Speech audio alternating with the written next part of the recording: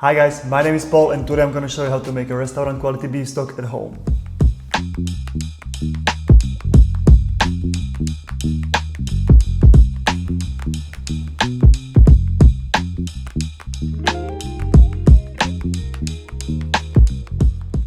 Alright folks, first we are going to start roasting bones, meat, leeks and celery.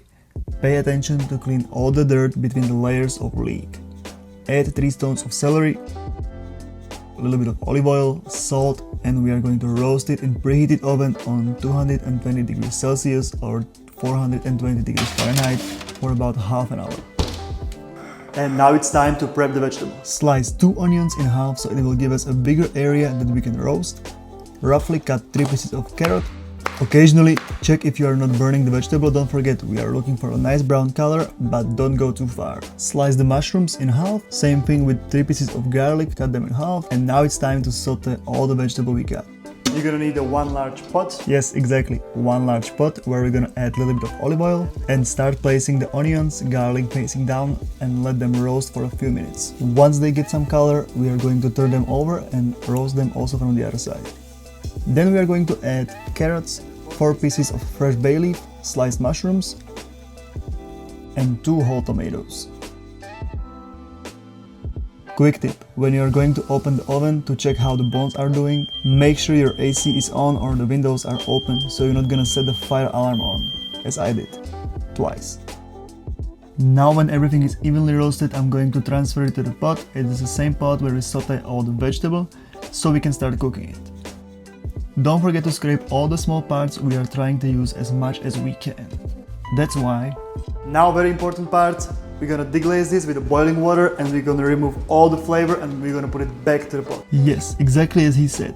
You can help it with a wooden spoon or spatula. Just make sure you're gonna scrape every little piece from the tray and put it straight to the pot. See that beautiful dark brown color? That's one of the secrets how to achieve a great stock. Add peppercorns and whole spice.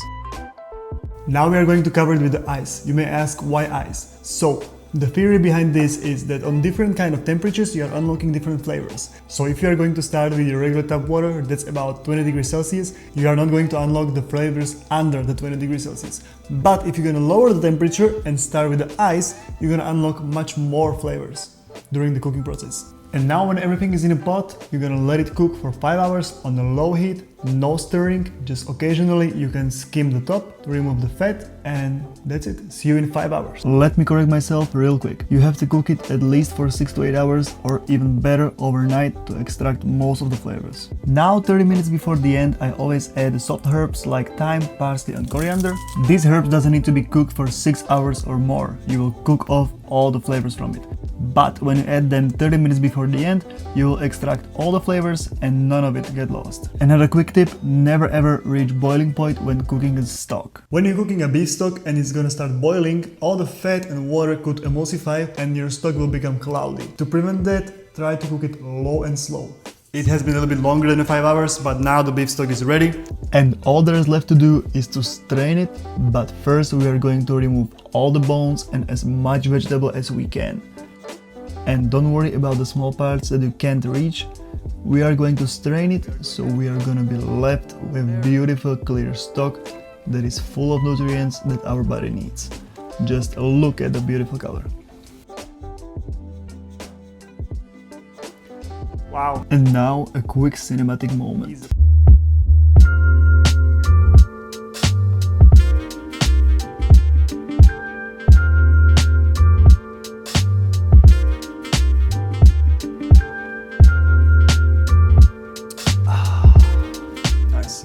And the last thing is to transfer it to the glass jars or any bottles or containers you have and safely store them in the fridge. And if you want to freeze it to keep it alive longer, quick tip for that, put the whole pot in the fridge for overnight. And because we cook the stock with the bones that are full of collagen, that will turn this into a one big jello that you can easily cut and place it in the Ziploc bags or plastic containers and freeze it without worrying that you're gonna make a mess in the freezer.